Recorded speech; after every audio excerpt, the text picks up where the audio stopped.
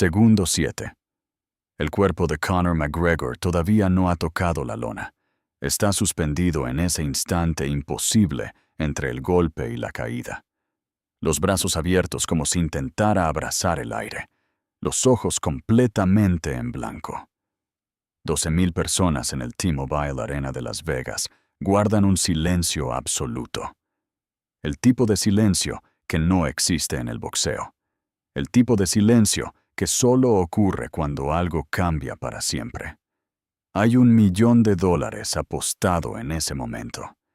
Y a 2 metros de distancia, con los guantes todavía elevados, sin haber retrocedido 1 centímetro, está Héctor Valenzuela. 35 años. Hermosillo, Sonora. Un nombre que nadie en Las Vegas había escuchado hace 6 meses.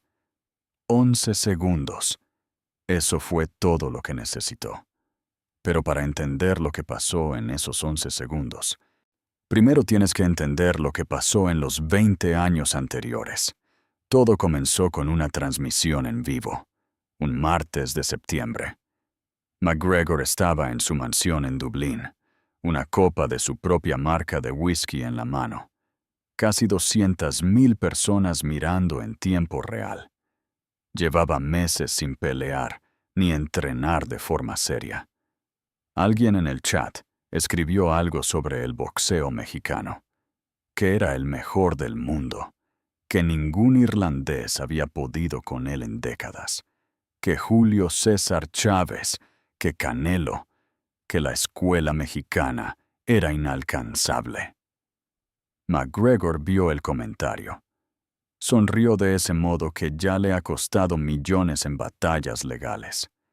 El boxeo mexicano, dijo lentamente. Gran narrativa. Muy bonita. Pero narrativa al fin. Tomó un sorbo. Díganme quién quieren. Cualquier mexicano. Le doy el primer round y aún así sale en camilla. $1 millón. Lo digo en serio. Frente a ustedes. Ahora mismo.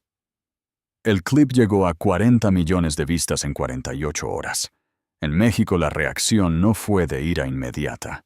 Fue algo más frío, más peligroso. Fue el tipo de silencio que precede a una decisión irrevocable. Héctor Valenzuela vio el clip en el teléfono de su sobrino. Estaban en el patio trasero de la casa familiar en la colonia Villa de Ceris, Hermosillo, a 45 grados, comiendo carne asada un domingo ordinario. Escuchó sin decir nada. Cuando terminó, devolvió el teléfono, tomó un trago de agua y siguió comiendo. Pero nadie en esa mesa le creyó. Héctor llevaba 2 años retirado. Récord de 31 ganados, 4 perdidos, 19 knockouts. Nunca había peleado en Las Vegas. Había boxeado en plazas de toros convertidas en arenas improvisadas. En gimnasios sin aire acondicionado en Ciudad Juárez. En auditorios de Monterrey, donde el público aventaba monedas cuando la pelea no les gustaba. Un boxeador real, del tipo que no aparece en portadas, pero que los entrenadores serios conocen de memoria. Su padre, don Efraín Valenzuela, había sido su primer entrenador. Trabajador de la planta Ford en Hermosillo durante 32 años. Se paraba a las 4 de la mañana para llevar a Héctor al gimnasio antes de entrar al turno. No porque soñara con criar a un campeón mundial, sino porque decía que el box le enseñaba al hombre a no caer en pánico cuando el mundo se le viene encima. Don Efraín murió 18 meses antes de aquella transmisión. Un infarto en la planta un martes cualquiera. Sin despedidas. Lo que Héctor no le dijo a nadie fue que, cuando escuchó al irlandés, no pensó en el dinero. Pensó en su padre, en las mañanas de 4 de la mañana, en el olor a linimento y cuero viejo del gimnasio Benito Juárez donde don Efraín le había enseñado todo. Pensó en qué diría el viejo si él se quedaba callado. 3 días después, llamó a Salvador Ochoa, su ex promotor, que ahora vendía seguros en Culiacán. «Sal, necesito que me consigas esa pelea». El equipo de McGregor no aceptó un combate oficial.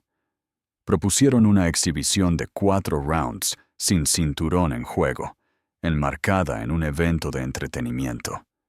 La apuesta seguía en pie. Si Héctor llegaba al tercer round, se llevaba el millón.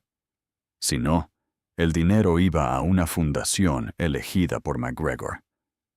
Los términos eran humillantes, pero había algo que el equipo del irlandés no había considerado. Nadie de su lado había visto pelear a Héctor Valenzuela de verdad. Héctor firmó. 8 semanas para prepararse.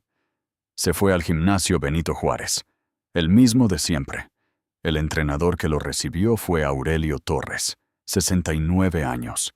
Manos tan grandes que cuando te daba la palmada en la espalda, sentías que te había golpeado un guante de 12 onzas. Aurelio no creyó al principio. McGregor no es el de antes, y tú tienes 2 años sin guantes y 15 años más que cuando estabas en tu mejor momento. Héctor no respondió. Solo se amarró los guantes y empezó a trabajar.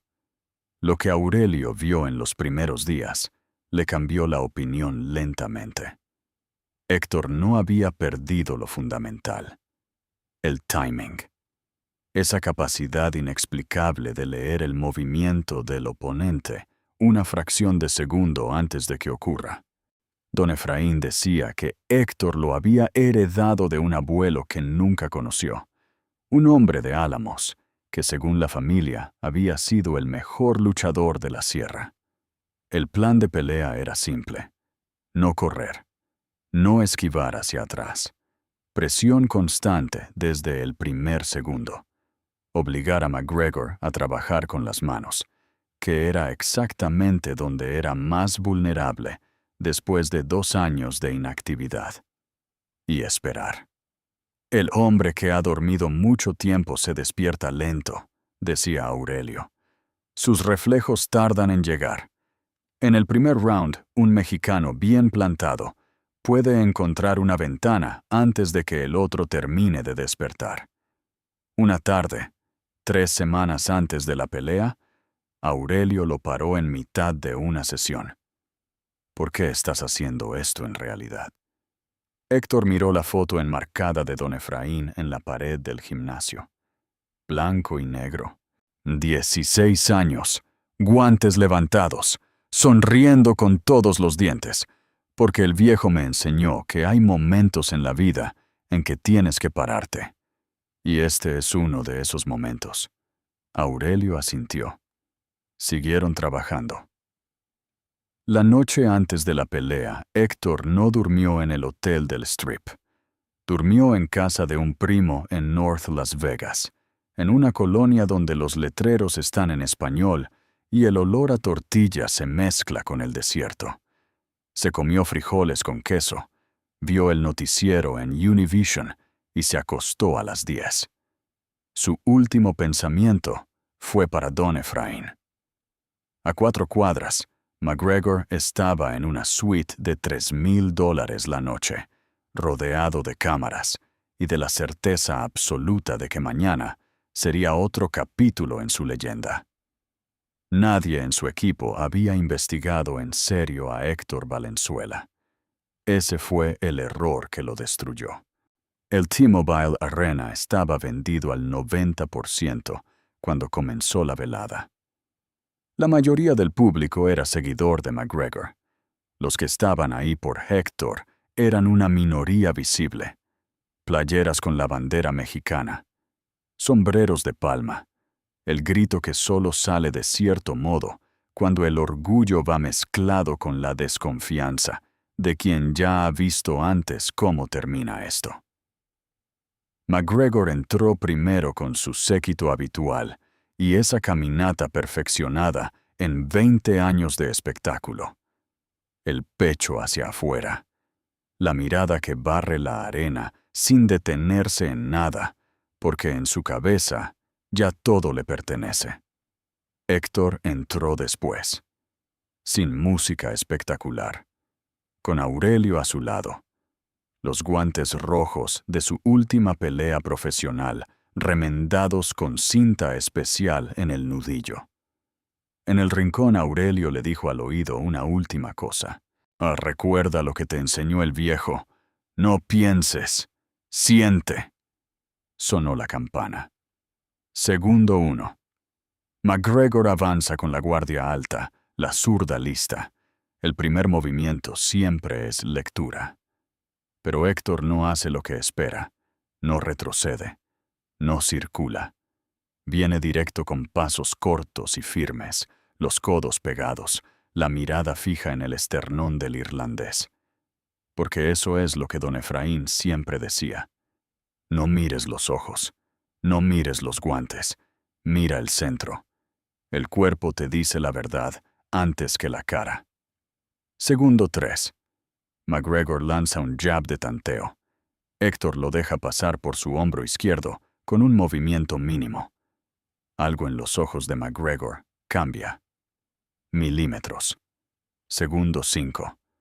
McGregor intenta la derecha cruzada que le ha funcionado toda la carrera. Pero Héctor ya no está donde estaba. Se ha movido medio paso hacia adentro. Tóptima. Saliendo de la línea del golpe y entrando al espacio que queda expuesto cuando el brazo se extiende. Es el espacio que don Efraín llamaba la puerta. El momento en que el golpe falla y el costado queda sin protección. Medio segundo. Pero para Héctor, que lleva 30 años viviendo dentro de esas fracciones de tiempo, es suficiente. Segundo 7. El gancho al hígado llega con todo el peso del cuerpo detrás. No es el golpe más espectacular ni el más visible, pero es el más preciso. El hígado es el órgano más vulnerable del cuerpo humano cuando se golpea correctamente. Héctor lo golpeó exactamente donde tiene que golpearse, con el ángulo exacto, con la rotación de cadera exacta, con la firmeza de alguien que no improvisa, sino que ejecuta algo que lleva décadas perfeccionando. El dolor que produce ese golpe es de una categoría diferente. No es el impacto en la mandíbula que apaga las luces. Es un dolor que sube desde adentro, que bloquea la respiración, que envía al sistema nervioso una señal que el cerebro traduce en una sola instrucción. Colapsa. McGregor colapsa. Segundo 9. Sus rodillas tocan la lona. Segundo 11. El resto del cuerpo sigue, los brazos abiertos, los ojos en blanco. El árbitro llega, pero no hay nada que contar. El silencio dura 3 segundos. Luego el rugido. Viene del sector de las playeras mexicanas, los sombreros de palma, las familias que pagaron boletos que no podían pagarse para estar ahí. Héctor no celebra con saltos. Levanta un solo guante.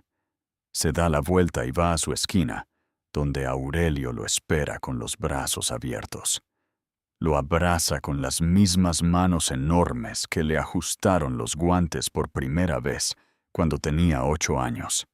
Héctor cierra los ojos y piensa en el hombre que ya no está y que debería estar aquí para ver esto.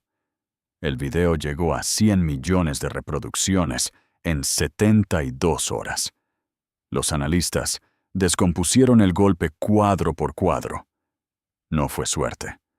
Fue ejecución técnica de primer nivel. 30 años de trabajo hechos visibles en 11 segundos. Héctor destinó el $1.000.000 a construir el gimnasio Efraín Valenzuela en Hermosillo.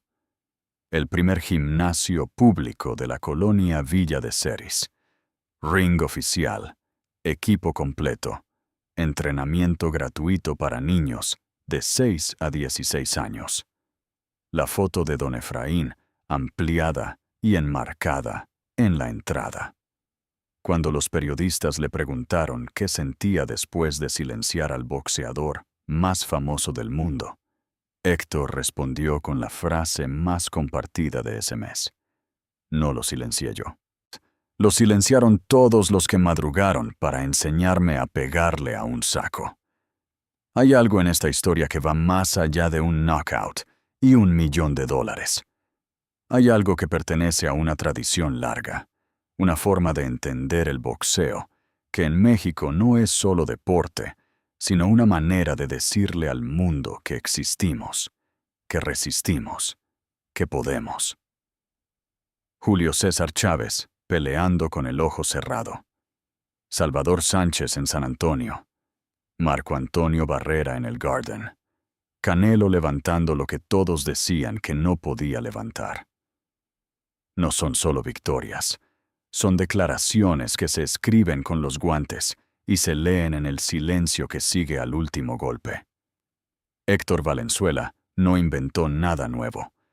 Hizo lo que el boxeo mexicano siempre ha hecho: pararse frente al que dice que eres menos, mirarle a los ojos y responder con lo único que no necesita traducción: